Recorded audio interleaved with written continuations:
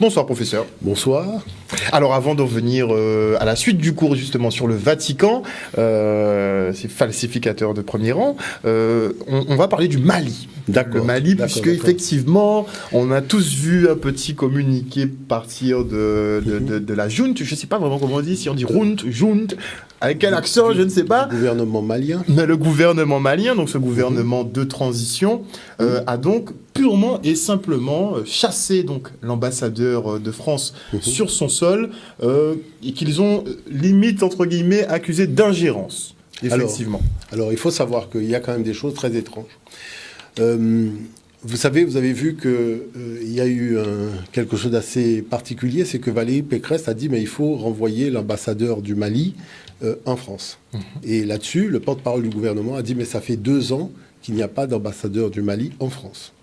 Et que la dernière demande qui a été faite pour avoir un ambassadeur qui remonte à 7 mois a été refusée par la France. Donc il y a quand même quelque chose qui est là relativement étrange. Donc ça, c'est quand même assez particulier. L'autre chose qu'on peut dire, brièvement, c'est que M. Le Drian, qui dit non, il faut rester en position, vous savez, c'est de notoriété publique dans la presse que c'est son fils qui gère les passeports biométriques au Mali, puisque le contrat a été raflé par le fils de M. Le Drian. Et donc, beaucoup s'interrogent sur le fait que, est-ce que sa position, c'est pas aussi une position affairiste, puisqu'en restant, c'est aussi défendre les intérêts financiers de la famille. Donc, il y a aussi cela qu'il faut souligner. Maintenant, on parle beaucoup de la Russie. La Russie n'est plus dupe, parce qu'avec ce qui s'est passé à l'époque de Kadhafi, quand ils avaient donné leur accord au Conseil de sécurité, l'ONU, il n'était pas question de tuer Kadhafi.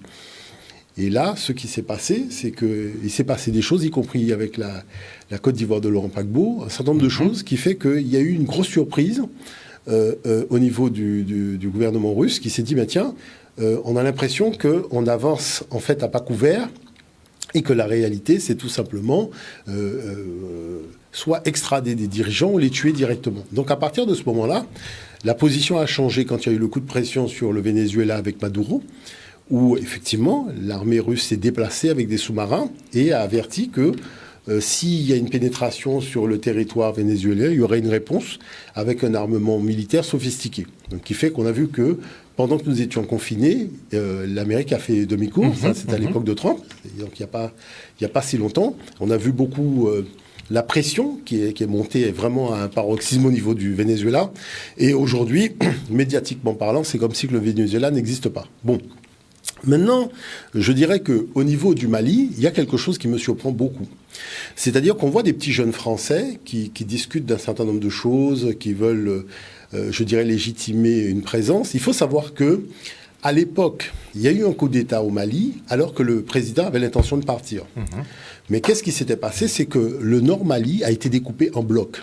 Et dans ce découpage de blocs, vous avez des blocs pour des sociétés pétrolières algériennes, des blocs pour des sociétés pétrolières chinoises, des blocs pour des sociétés pétrolières canadiennes. Enfin, il y a au moins une trentaine, voire une quarantaine de blocs, donc bien répartis, donc avec y compris des sociétés italiennes. Et donc, ce qui s'est passé, c'est qu'à l'époque, justement, le Drian disait, mais il y a un petit partage d'un gâteau qui se fait sans nous, alors que c'est un territoire précaré français. Il fallait un prétexte. Alors reprenons l'affaire depuis le début, puisque certains sont devenus particulièrement amnésiques sur le plan journalistique. Lorsqu'il y a eu le problème avec Kadhafi, il y a eu une distribution massive d'armes dans le sud de la Libye, organisée par la France de Sarkozy et par l'Angleterre, et tout le monde avait déjà dit, attention, vous distribuez massivement des armes, mais qui vous dit que ces gens-là vont aller attaquer Kadhafi? Il se peut très bien qu'ils organisent leur organisation dans le sud pour voir après comment on fait un trafic d'armes, on revend les armes. Et ça, avait déjà été soulevé par une presse internationale qui disait mais on ne peut pas venir comme ça distribuer l'armement parce que la Libye n'est pas loin. Et vous avez vu tout de suite qu'est-ce qui s'est passé. Il y a eu donc une opération qui a été menée sur le sud le sud de l'Algérie, où l'Algérie a réagi militairement et après c'est parti au niveau du Mali. Donc c'est demander en fait à l'armée malienne d'aller se battre contre des gens qui hier n'avaient pas d'armes et qui se retrouvent avec des armes distribuées par la France et on les envoie finalement. Non, les gars ont dit mais il y a quelque chose qui ne va pas. Bon. Maintenant, la problématique de fond, c'est qu'au moment où il y avait les BRICS, donc les BRICS avec donc la Russie, la Chine, l'Afrique du Sud, le Brésil, qui s'intéressaient particulièrement au fait d'offrir un second souffle aux pays du Sud, donc alternative à la Banque mondiale, au FMI, et donner vraiment la possibilité de faire du business ensemble, et du vrai business. D'accord ? C'est gagnant-gagnant, pas je gagne, je gagne, je gagne. Enfin, c'est-à-dire c'est une conjugaison où il n'y a que je. C'est-à-dire je gagne, il n'y a pas tu gagnes, il n'y a pas il gagne, c'est je gagne, je gagne, je gagne, je gagne, je gagne, je gagne, jusque voilà. Donc, à partir de ce moment-là, ce qui s'est passé, c'est que on a eu un peu l'impression, ce qui était très étrange, que ces djihadistes étaient un peu à PlayStation. C'est-à-dire qu'ils allaient exactement là où il fallait aller. On a l'impression que c'était vraiment un jeu de PlayStation.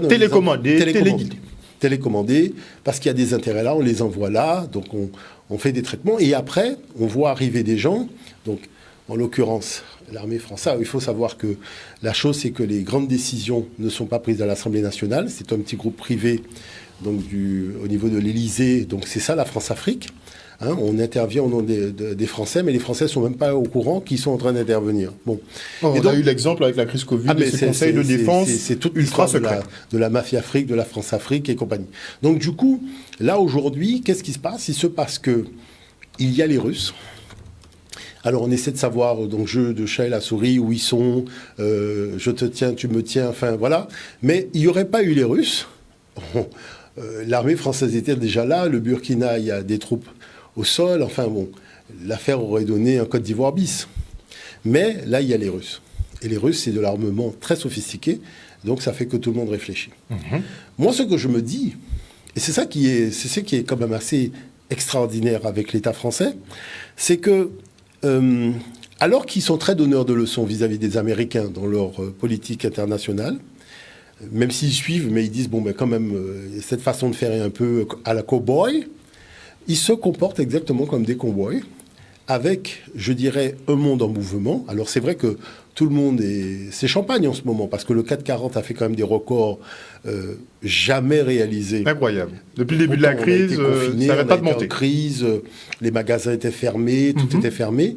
Mais les gars ont fait non seulement des chiffres d'affaires records, mais les dividendes qui vont être partagés au niveau des investisseurs du 440, c'est du jamais vu de toute l'histoire du 440. Exactement. Et quand on passe sur le plan mondial, alors là, je dirais, c'est la planète qui... c'est open bar. Là, voilà. C'est open. Donc, il y a quand même une dimension immorale que tout cela prend. Il y a une dimension immorale parce qu'on vous dit, oui, l'Afrique, quand vous demandez pour le franc CFA, c'est aux dirigeants africains de prendre des décisions, de machin. Mais là, voilà une décision qui est prise et regardez votre comportement. Donc moi, je trouve que tout ça, c'est très intéressant. Ce sont des marqueurs de l'histoire. Hein, ça permet de voir qu'il y a toujours le phénomène du double langage entre ce qui est dit et ce qui est fait. Hein, puisque, je dirais, le but du jeu, c'est de faire valoir des prétentions qui sont arrimées, en fait, de façon cachée à des intérêts financiers. Donc, on vient sauver le Mali, on envoie des soldats pour sauver le Mali. Je vous dirais une chose qu'il faut savoir, nous sommes à l'ère du Verseau. Et vous allez voir, pourquoi je dis nous sommes à l'ère du Verseau. Parce que vous avez des gens qui ne comprennent pas que les choses qui ont été faites à l'ère du Poisson, ça passe pas à l'ère du Verseau. Ça va se retourner contre vous. C'est-à-dire que ça passe pas. C'est-à-dire il faut revoir la stratégie de diplomatie extérieure. Il faut tout revoir. Vous allez voir, ce truc va leur retomber au visage. C'est ce qu'on est en train de voir, puisque le Mali, finalement, mais je vous dis que rompt les liens avec on aurait été à l'ère des Poissons, qui était une ère de basse fréquence et vraiment de bas instinct humain, il n'y a aucun problème. Cette affaire serait passée comme une lettre. Mais regardez les affaires de Kadhafi, tout ça. Nous étions encore sous l'inspiration énergétique de cette ère de Poisson. Mais aujourd'hui, ça passe pas. Même si tu forces, ça va te revenir dessus. Ils ont dit oui, il faut aller vacciner l'Afrique. Regardez qui est-ce qui est vacciné aujourd'hui. Ils ont dit machin, regardez qui est-ce qui est malade et qui est pas malade. Vous voyez ? Donc, c'est-à-dire que de toute façon, nous sommes dans Avatar. Mais sauf que nous sommes dans le Avatar réel. C'est-à-dire l'univers se rebelle contre des gens qui veulent organiser la désorganisation dans un système organisé. Parce qu'il faut savoir, l'univers c'est organisé 12 heures du jour, 12 heures de la nuit. Quand la planète elle est là, c'est l'hiver. Quand la planète elle est là, c'est l'été. Les choses sont organisées. On a mis là des choses, on a mis là d'autres choses. C'est pas pour prendre ça à faire des animaux, aller dans d'autres zones, pour faire de l'argent, pour faire des eaux. Non, il y a un moment, faut être un petit peu sérieux. L'univers, c'est pas un bac à sable, quoi. On vient pas s'amuser avec des formes de vie qui ont pris des milliards d'années pour pouvoir exister. Et puis, l'évolution se poursuit. Hein, il ne faut pas croire que les animaux qu'on a aujourd'hui ont fini leur évolution. Cette évolution, ou que nous-mêmes, mais bien sûr. Révolution. Donc on le voit par rapport à un certain nombre de squelettes qu'on analyse, de choses. Donc il faut tenir compte que nous, au contraire, on a gardé, je dirais, cette vibration haute. D'accord, puisqu'on nous offre du spectacle gratuitement. C'est l'occasion de voir. Je vous dis, l'ère du Verseau, ça passera pas. C'est-à-dire, il n'y a même pas de suspense. Parce que moi, vous voyez, quand je fais les cosmogénèses, c'est ça. Cosmogénèse, c'est l'équilibre cosmotellurique de la planète qui donne une spiritualité, mais qui a rimé sur la science. Donc à partir de ce moment-là, quand on voit le déplacement de tout ce qui concerne le pôle magnétique terrestre, des choses comme ça, non, c'est pas du hasard. Donc c'est le moment, en fait, d'avoir des dirigeants un peu moins va-t-en-guerre. Et je peux vous dire que on aura beau dire, on aura beau faire, mais quand même Poutine, c'est quand même quelqu'un qu'on apprécie. Parce que si Poutine avait même 1/10 de Sarkozy, mais on est déjà parti en guerre.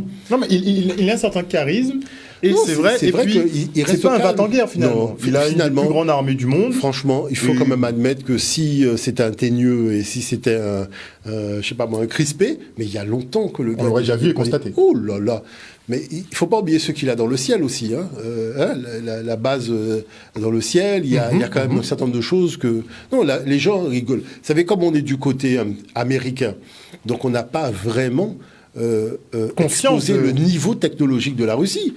Mais il faut savoir que la Russie, c'est une autre planète en matière de technologie. Hein. Ça, mais si les États-Unis craignent, c'est pas pour rien, finalement. Je peux vous dire que là, je ne sais pas où ils prennent leurs ingénieurs. Bon, c'est vrai qu'il y a, on voit, hein, c'est un peu comme là-bas, des ingénieurs africains, haïtiens et compagnie, hein, puisque certains, je vois bien, je reçois des photos. Mais sur le fond, la chose, c'est qu'il y a une espèce de sérénité on aimerait bien voir les Occidentaux avoir la sérénité de Poutine. C'est quand même extraordinaire ce qu'on dit, mais c'est vrai, cette espèce de calme hein, et je dirais, de retenue, c'est quelque chose qu'on aimerait voir aussi. Vous voyez, comme au moment où vous avez l'indice Omicron qui descend, on veut imposer un pass vaccinal. Alors que le 440 a déjà fait le bilan. Vous voyez, visiblement, manifestement... Il faut prévoir... Les profits ne sont pas suffisants. Les profits ne sont pas suffisants. Maintenant, est-ce que le public va accepter une dimension aussi amorale ? De toute façon, on voit bien que dans les discussions, on a plus affaire à des idéologues aujourd'hui qu'à des gens qui sont véritablement soucieux de l'objectivité de l'information, du désir de faire avancer positivement les choses. Chacun défend son petit clan. Et puis bon, c'est finalement, tout le monde semble oublier qu'on est quand même à l'ère du Verseau, je le répète. Donc il faut faire attention. Je dis franchement, pour tout ce qui s'est déjà passé, quand on prenait le temps d'analyser les changements d'air, moi je prends ça quand même très au sérieux. Hein. C'est pas quelque chose avec lequel... quand je vois par exemple l'Afrique, le sérieux avec lequel elle a pris les changements d'air, vous déplacez pas une capitale de plusieurs milliers de kilomètres juste pour faire plaisir. Hein. C'est-à-dire qu'il y a quand même des forces cosmotelluriques en jeu qui font que vous êtes obligé de vous incliner. Oui, là, vous nous expliquez effectivement le changement d'air, c'est pas tu domineras la nature. Hein. Là, par contre, là, tu peux pas rigoler avec ça. Hein. Tu vas peut-être passer une couche de goudron sur la mangrove, mais en tout cas, là, par contre, non, là, le dominera la nature, ça marche pas dans cette affaire-là. Puisque vous nous expliquez que, justement, à l'époque, au changement d'air, il déplaçait carrément des villes entières. C'est impressionnant. Pour qu'elles retrouvent un axe. Parce qu'il y a des changements énergétiques puissants.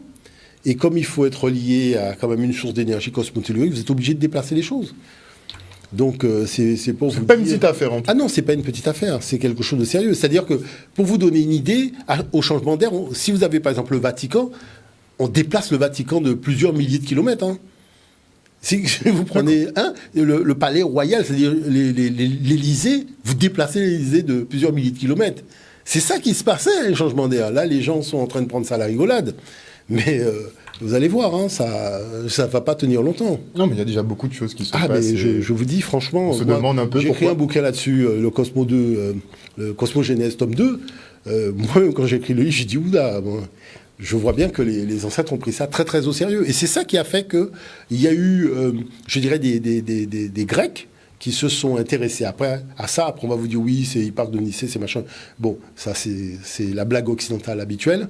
Mais la chose, c'est que les gens ont bien vu qu'il y a eu... alors, la chose, c'est que on est confronté à des civilisations jeunes. Hein, c'est des gens qui sont là depuis 5 minutes, donc les changements d'air, ils n'ont pas connu. Hein, nous, on en a connu plein des changements d'air, mais eux, ils viennent d'arriver. Donc, ils n'ont pas la science et l'observation justement par rapport à ces phénomènes. Non, il n'y a pas de sagesse non plus. C'est ça.